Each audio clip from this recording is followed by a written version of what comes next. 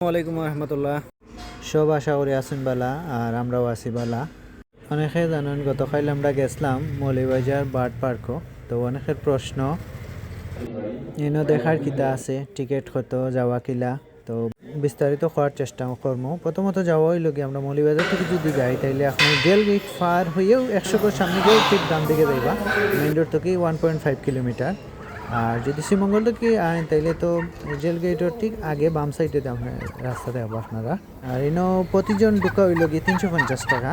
আর NO আপনারা একটু মাতলে একটু ডিসকাউন্ট পাইবা। পাশাপাশি হইল গিয়া এটা কিতা কিতা আছে একটু দেখানোর চেষ্টা করছি। সম্পূর্ণ তো দেখানো সম্ভব নয়। আর এমন একটা সমস্যা হয়েছে আমরা খাওয়া দাওয়া হয়েছিল না, যার কারণে সবার পেটও খুব খিদা আছিল। আর আর একটা সুখবর হইল ইনো একটা রেস্টুরেন্ট আছে সেকেন্ড ফ্লোরও, যদিও একটু আমরা লাগে একটু দাম বেশি, যার কারণে আমরা ইনোর খাইছি না। এর লাগে পেটর খিদা নিয়ে যত সময় পারছি দেখছি। তারপরে আমরা শ্রীমঙ্গল গেছি কি ইনো গিয়ে আমরা লাঞ্চ করলাম। যেহেতু এখান ফাঁকির পার্ক, তাই সর্বোচ্চ সব ধরনের ফাঁকি রাখার চেষ্টা করছেন। দ্বিতীয়ত অনেক কিছু আছে, যেমন খরগোশ, হরিণ, এরপরে উট ফাঁকি, এরপরে এরপরে বিভিন্ন দেশি বিদেশি ফাঁকি এবং বিশেষ করে মুরগ আর কি, বিভিন্ন জাতের মুরগও আমরা দেখতাম পারছি। এবং 3D কিছু পিকচার এবং ভিডিও করার যে সুযোগ সুবিধা করছেন, এটাও সত্যি অসাধারণ। এটা মনে করে আপনারা যখন তুলবা তখন বুঝতে পারবা।